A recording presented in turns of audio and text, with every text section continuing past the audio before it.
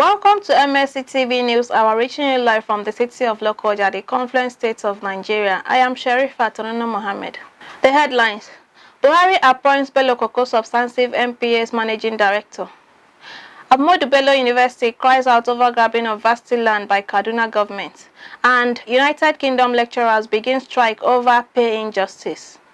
Now the news in detail. President Muhammadu Buhari has approved the appointment of Mohammed BELLO-KOKO as the substantive managing director for the Nigeria Ports Authority.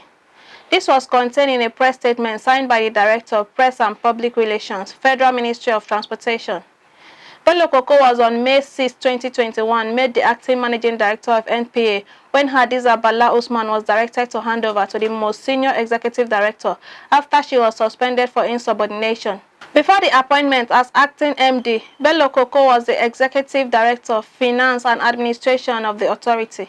The students of Federal University Lokoja College of Health Science have lamented over the recent strike declared by ASU.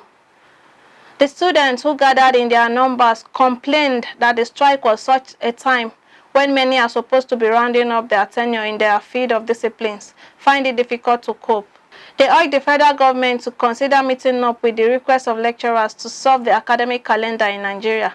I'm not happy that the strike is coming up, because by the time we come back to school after the call of the strike, it will be rush on us to cover up things, and we have to trying to sort ourselves out for us to just pass and move to the next level. I'm not just happy about it. If their kids are schooling here, then definitely there will not be strike, because they will also feel it. They have already admitted new 100 level, and the way they call us were 100 level pro. We are supposed to be going to 200 level. The academic calendar has already been scattered right from the beginning of the strike and also the lockdown and so on. So we are trying to adjust to it, and bringing this strike back again is going to really destroy the calendar, and I'm not ready to still be in 150 level. I want to go further from 150 to 200 level so that the calendar will be balanced and the new 100 level can come in fully. Well, I would say they should look into the issue, because the lecturers are striking for their own good and also for the good of the students. So they should answer them on time in order to, because some of us we are kind of lagging behind. Some of us are supposed to graduate and get into different field of study, but unfortunately because of the strike we cannot. Moses Lucky, who studies English and Literary Studies, advised students to use the opportunity to learn on any vocation skills. Suppose that we don't have any side hustle, I think it's also an opportunity to go and learn something, because it's not always all about school. School is just here to teach us more about our environment and how to get the best from it. They advocated the age bracket of the NYSC service year should be reviewed upward. The students that are meant to spend 3 years are spending 5 years, are spending 6 years, of which is not too good. And when many of them graduate from university, coming to a time of employment, they'll be looking at age stuff, 21, when you are supposed to have graduated from university at the age of 20 or 21, and that is when you'll be graduating at the age of 30. I don't think it's a good stuff for us. NYSC should add more age. There shouldn't be age limits, because the numbers of years most of the students are spending in school is unnecessary due to the incessant strike of the lecturers, and the impact of it is caused by the federal government, who are not ready to take care of education the way it's supposed to be, because most of their students or most of their children are not in the country schooling with us. While we look up to a better future for Nigerian students, the union executive, Dr. Joshua Dallas, faulted the introduction of integrated personnel and payroll information system, saying it will do both the lecturers and government good if ASU demands can be considered and made plain what is applicable to lecturers. IPPS over time has dealt so well with our members, even what most of us have been paid. IPPIS have taken most of the allowances, and at the same time there is inconsistency. As a member of staff, you don't even know, you are not sure of how much you are paid. Right now, I cannot say exactly tell you how much is my salary. So there is this amputated payment of salary, and a lot of our members till date, since February 2020, have not been paid. since the coming inception of IPPIS. So IPPIS had rather done more harm to us than good. And of course, you know, the coming of IPPIS is a violation of the autonomy of the university, which had been fought for right from time by the union. So that autonomy gave, you know, the university the liberty to decide on what to do, but not for government to impose. You know, a lot of us were forced into the platform of IPs.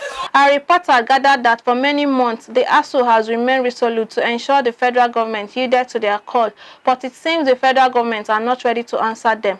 Hence, they are embarking on a one-month warning strike. The proposed strike by the Kogi State chapter of Nigeria Labour Congress has been suspended. This followed the signing of agreement implementation between the state government and the labor union on the new national minimum wage. Addressing journalists after the meeting in Government House Lokoja, the state's NLC chairman Onu Edoka said prior notice of the strike issued to the state government has been suspended as an agreement has been reached by the two parties. According to him, the cash backing of all promotions, leave bonuses, and annual increments will be computed and modalities worked out for implementation. He explained that on the harmonization of pension, it was agreed that government will work on the financial implication, especially those who retired before 2012, and discuss further with organized labor for implementation modality. The Speaker of the Lagos State House of Assembly, Mudashiru Obasa, and his colleagues have commended Governor Babajide Sanwo-Olu for his effort to complete the state rails project.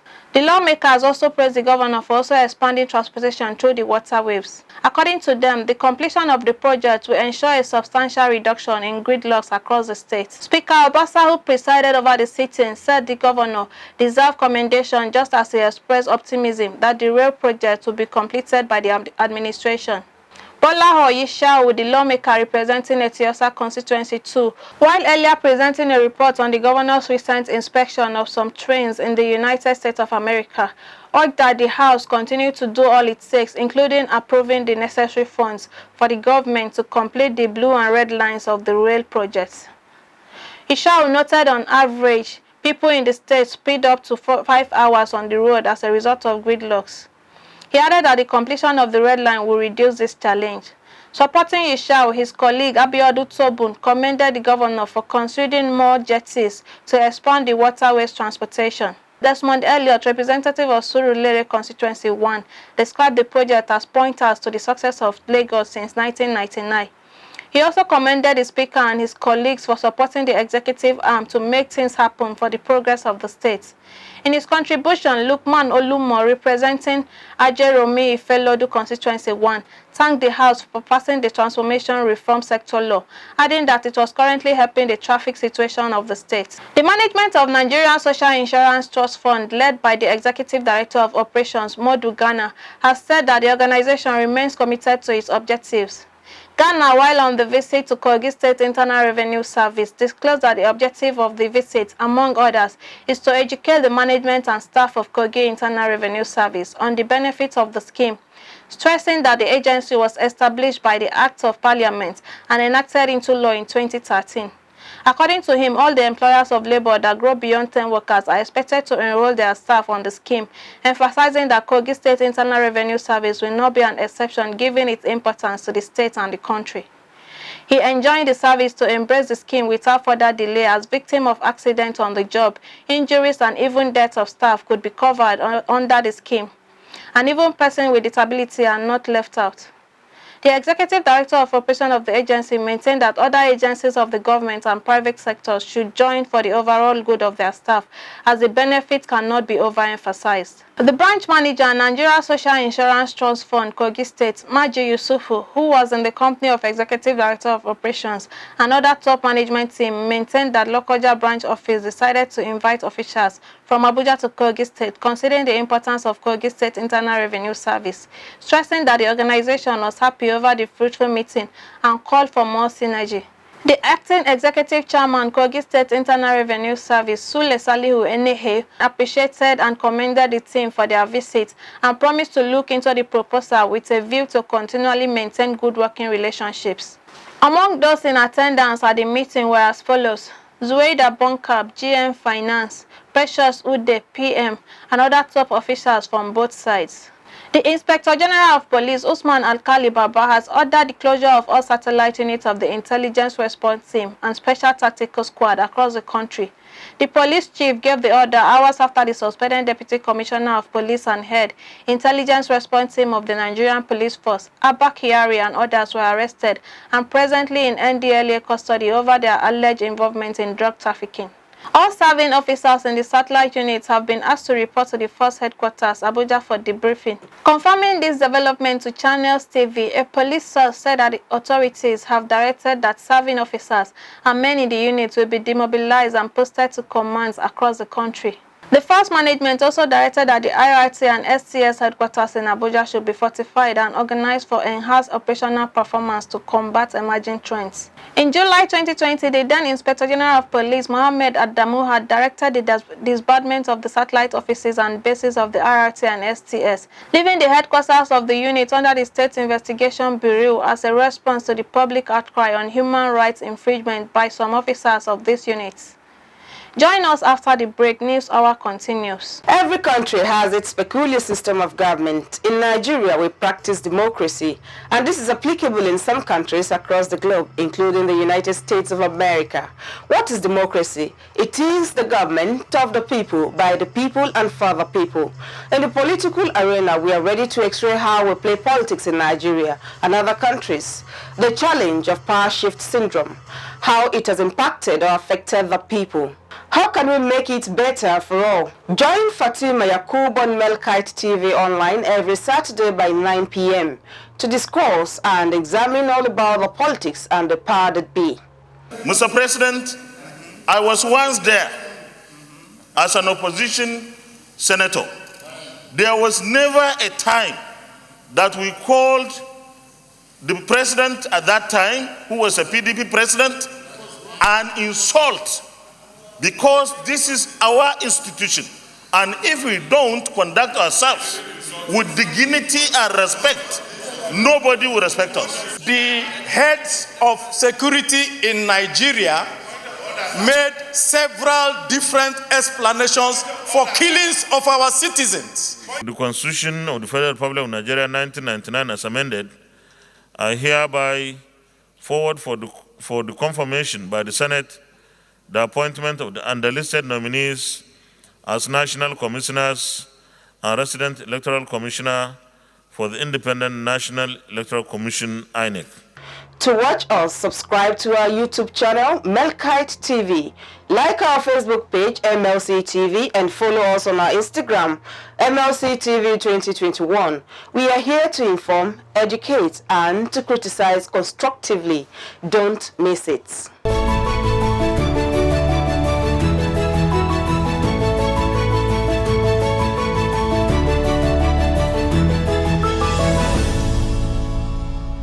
Welcome back. The Oil and Gas Accountability and Probity Forum has commended the Group Managing Director of Nigerian National Petroleum Company, NNPC, Mele Kayari, and his management team for the swift manner they handle the imported methanol-blended petrol and Belgium by some countries.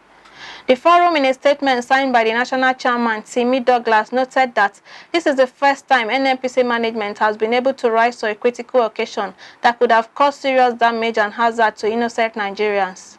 The statement further read, "They are known to be a very critical partners in the oil and gas sector, but resolved to come out publicly to commend the Group Managing Director, Mele Kyari, and his team for taking up the challenge to inform Nigerians immediately, because the swift actions have helped to avoid disaster and saved lives and properties."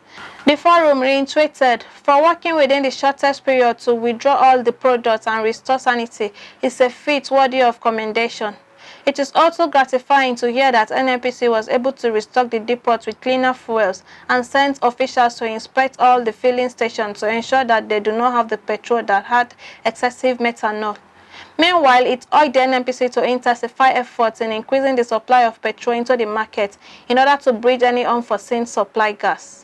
While blaming the four companies of having hands in the cargoes that brought premium motor spirit, PMS, high in methanol into the country, the Oil and Gas Accountability and Probity Forum maintained that the indicted companies was fished out. Ahmadu Bello University College of Agriculture and Animal Science, Mandu, Kaduna, Northwest Nigeria, has raised the alarm over alleged encroachment and forceful takeover of its land by Kaduna State government and its agencies, despite a court order stopping them.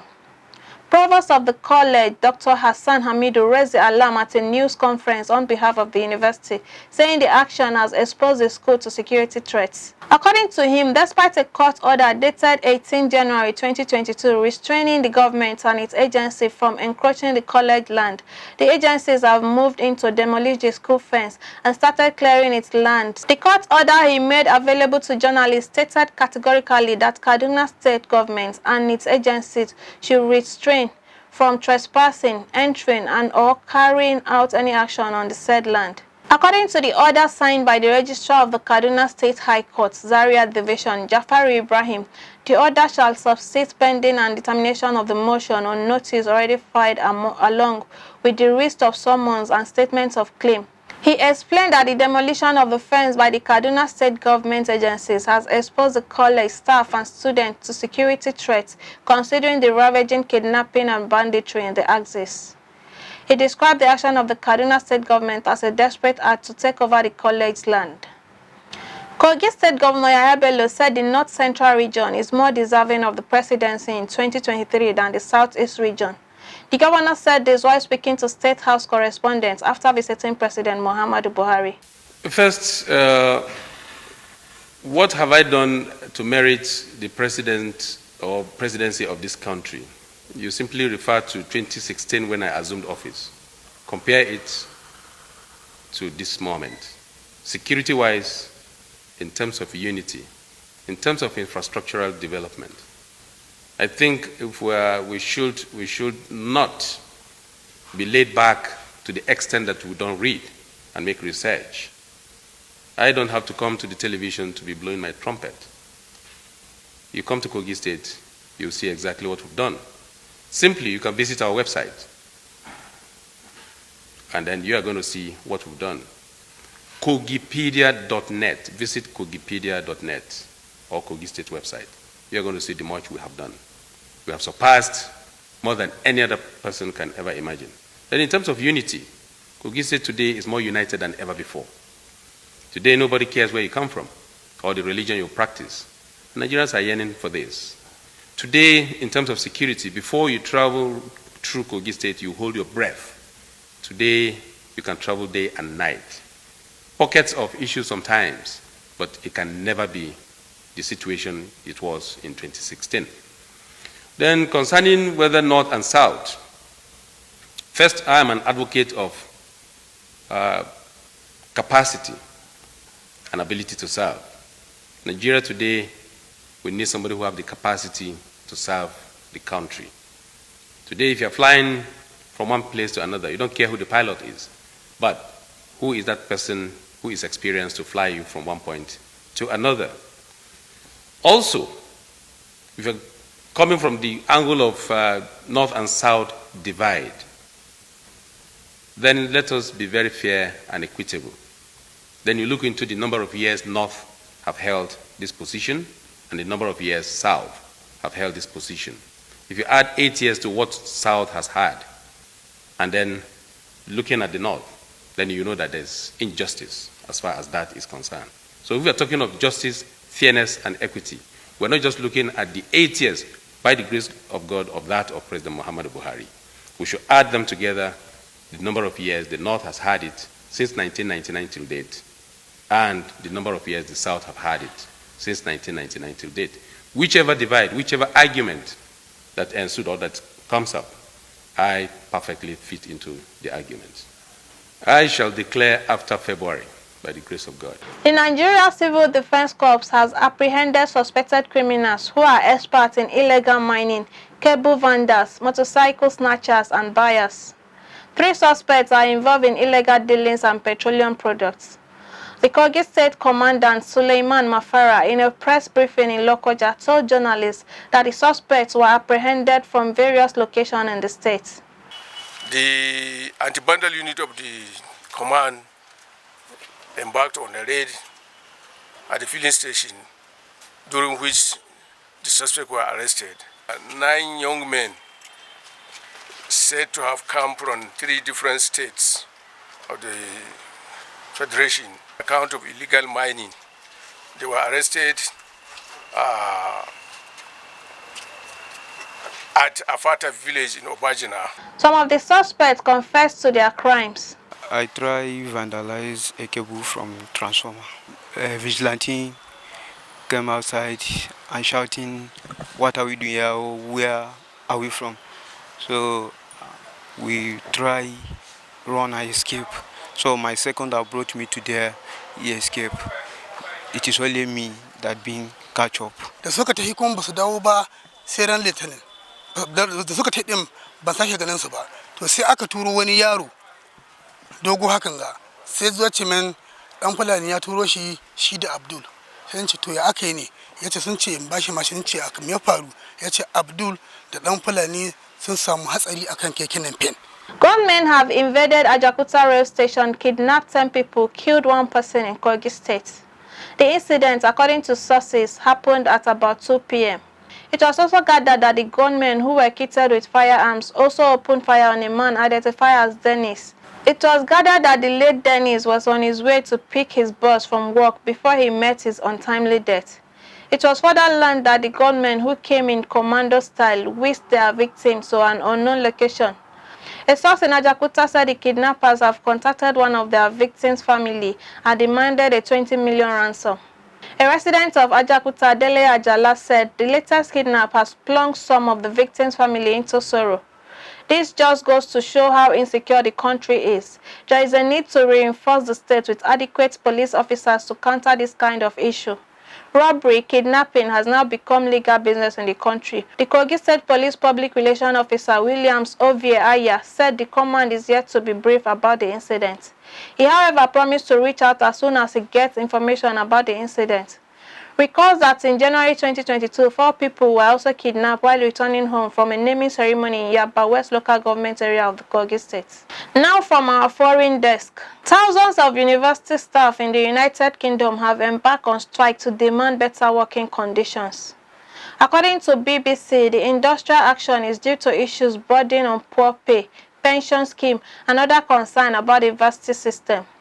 The correspondent said in terms of salary, the University and College Union, the body representing university staff across the UK, is demanding a £2,500 pay increase for members. Other demands also include an end to pay injustice and 0 hours contracts, as well as action to tackle unmanageable workloads.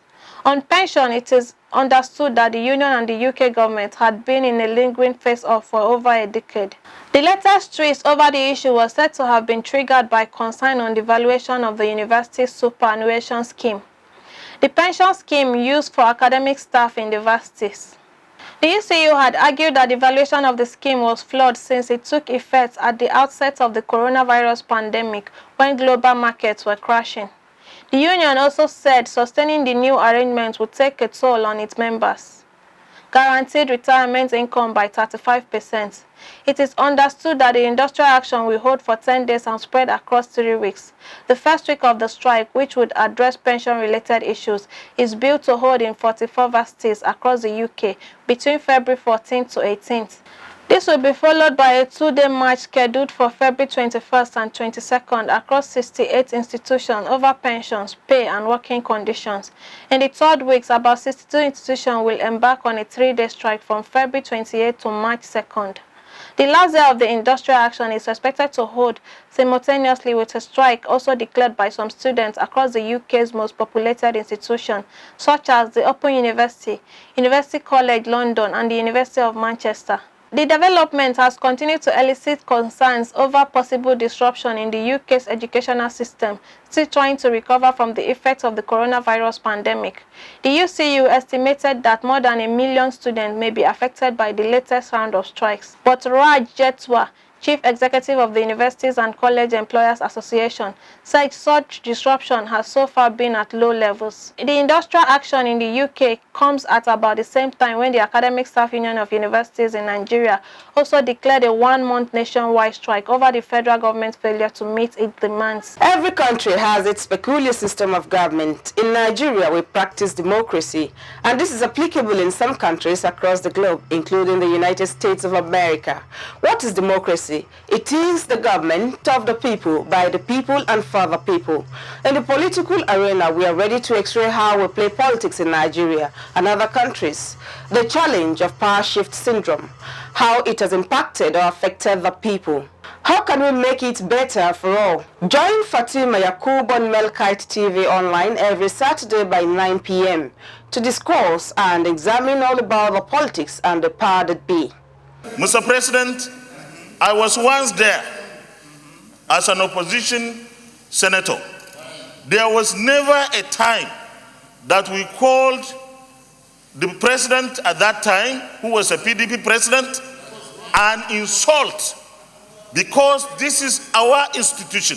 And if we don't conduct ourselves with dignity and respect, nobody will respect us. The heads of security in Nigeria made several different explanations for killings of our citizens. The Constitution of the Federal Republic of Nigeria 1999 as amended, I hereby forward for the confirmation by the Senate the appointment of the underlisted nominees as National Commissioners and Resident Electoral Commissioner for the Independent National Electoral Commission, INEC. To watch us, subscribe to our YouTube channel, Mlc TV. Like our Facebook page, Mlc TV, and follow us on our Instagram, Mlc TV 2021. We are here to inform, educate, and to criticize constructively. Don't miss it.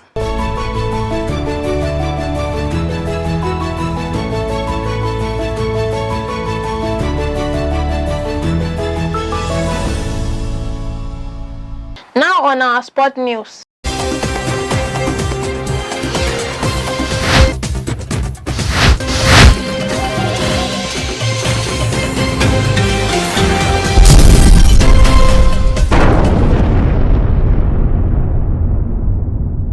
President of the Nigeria Football Federation, Amaju Pinnick, met with some Super Eagles players in London to engage them on the forthcoming World Cup qualifiers. He expressed confidence that the nation will make her presence known in the last leg of the qualifying games. The football official also met with UK-born Nigerian footballer Ademola Lookman, who recently transferred his allegiance to Nigerian Super Eagles after a brief stint with England. Pinnick made a post on his Instagram page at midnight Tuesday, where he claimed to have held a Zoom meeting with the Minister of Sports and Youth Development, Sunday Dare, and the rest of the Super Eagles players.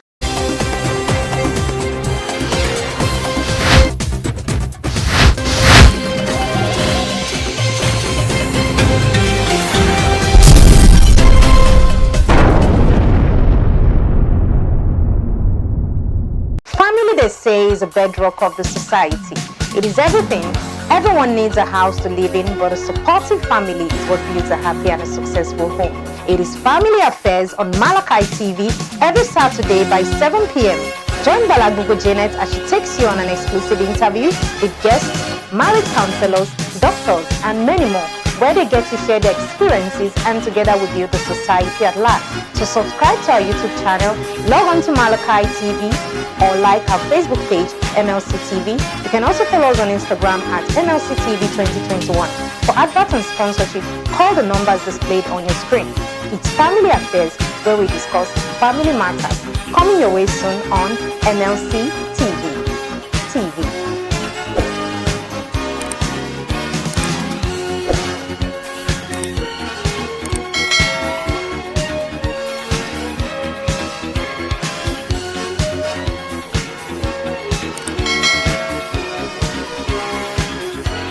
Now let's go over to Matthias Ayodeji Peters for our entertainment news.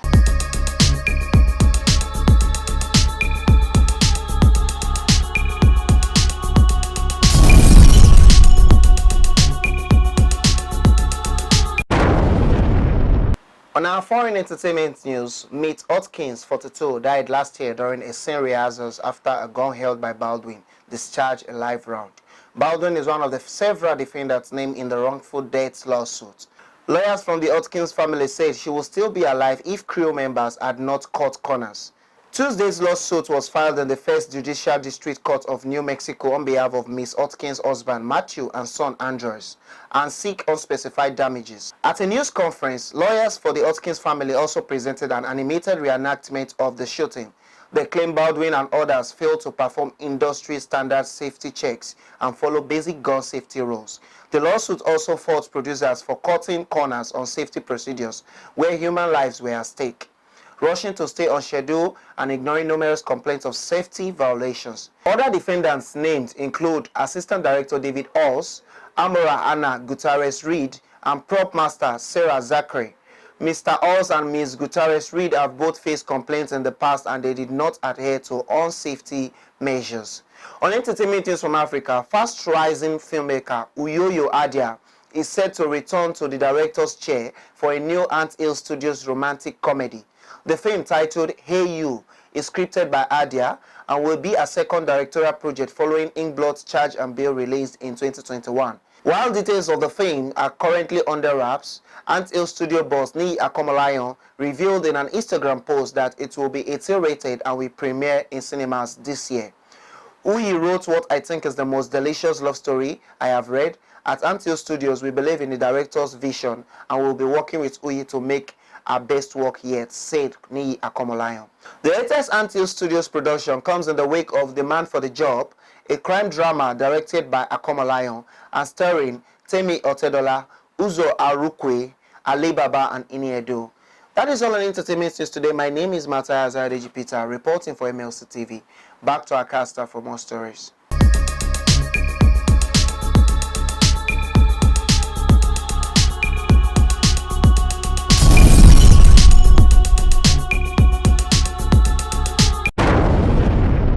It's Local Government and You, a program designed to take you to every nook and cranny of any local government areas of the country, Nigeria.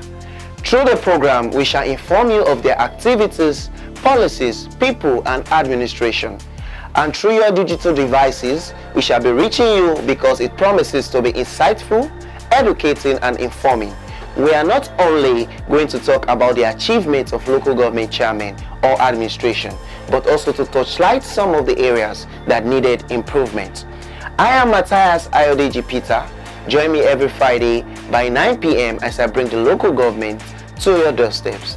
Coming soon on Mlc TV. Subscribe to our YouTube channel, Mlc TV, now to be the first to get our notification as soon as we launch it. Don't miss it. Thank you, Matthias. Announcement. This is to inform the general public that the Kogi State chapter of the All Progressive Congress will inaugurate its state executive committee members as follows. Date, Thursday, 17th February 22. Time, 10 a.m. prompt. Venue, APC State Secretariat along Murtala Mohammed Way, opposite Specialist Hospital, adjacent AA Rano, filling station, Lokoja. You are cordially invited. Honorable Abdullahi Bello, State Party Chairman, All Progressive Congress, announcer. The Social Democratic Party governorship candidate in the last gubernatorial election in Kogi State, Natasha Apoti, is set to marry the Alema of Warri Kingdom, Chief Emmanuel Udago. The wedding, which is to take place at her late father's residence in Ihima, is scheduled to take place on March 5th, 2022. The source report that Natasha Apoti announces the wedding date. Apoti is a single mother of 3 who contested the last Kogi Central senatorial election on the platform of SDP in 2019 and lost the election to Senator Yakub Osheni of APC, and subsequently contested in November 16th gubernatorial election and lost to incumbent Governor Yahaya Bello of APC. The Alema of Warri Kingdom was recently spotted with the Ohino of Ibiralang, Dr. Ado Ibrahim. The royal wedding will mark the beginning of the relationship between the two kingdoms.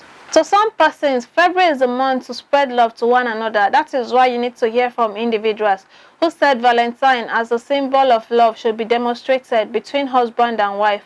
Some said it should be amongst friends and others. Some said love should be unconditional to build a better society. Rihanna Etudaye took some reactions for inspiration. Let us join her from the city of Okene, Kogi State. It's February and it's the month of love. Today we're going to be going into the street and asking people what they think about Valentine. How do you celebrate your vow? What does vow mean to you? So we're going to be talking all about that today. All does vow mean showing love to people you don't even know. Follow me as we go into the street. A day that you show love. But the question that compel and impel asking is, what is love? If I say I love you, what does that connote? Love simply connotes an expression of admiration and appreciation, simplicity. It's a day that you express that you really admire something and not really showing that admiration. You go ahead to show appreciation that I appreciate. But what we have today is sheer promiscuity, sheer irresponsibility, sheer immorality that we have around today. Valentine is love, so it's the season of love, so celebrating your loved ones, and I think that's more like Valentine, a specific day to celebrate someone who you care about. Something from his boyfriend or his girlfriend. If you happens to be a girl that has money, your boyfriend will want to escort from you. If you happen to be a boy that has money, your girlfriend will plan a thing that will make you to spend money. Not actually. She may not love you really, but he wants you to spend. So it is a time, differently now, they're all about what you get from your love partner. You celebrate as long as you love that person from your heart. Show the real love, then you celebrate without anything. But every society, they have the moral values. That's for a lady, there's a pride for you when you get married as a virgin. And mostly all of them, because of the advice of their parents, they married as a virgin. But in these present days now, the situation is a very different story. So people are not being sincere with the religions, though the religion teaches morals, but people doesn't bloody care again. So they are lost. It has taken over the society. So those days, as a lady, there's a pride that until when you married, before you'll be this virgin. But nowadays, even at the age of 12, 13, most girls, they have been this virgin. Well, to me, Valentine should be every day and should not be tied to what is in it to gain. Let the spreading of love to one another be unconditional. And that is our news package today. Join us tomorrow at the exact time to watch our news via our social media handles. Subscribe to our YouTube channel, Mlc TV. Like our Facebook page, Mlc TV, Instagram, Mlc TV 2021, and Twitter, Mlc TV 1. Also, Mlc TV has designed 3 more programs for your delights. Political Arena, 9 p.m. every Saturday. Family Affairs, 7 p.m. every Saturday. And Local Government and You, 9 p.m. every Friday. Don't miss them. For your event coverage, send eyewitness reports, information, contribution, advert placement, or sponsorship. Call any of our numbers displayed on the screen. And if you want to be our reporter, cameraman, and engineer editor anywhere in the world you are watching from, send your application and CV to MlcTV2021 at gmail.com. I am Sharifat Mohammed. Thanks for watching.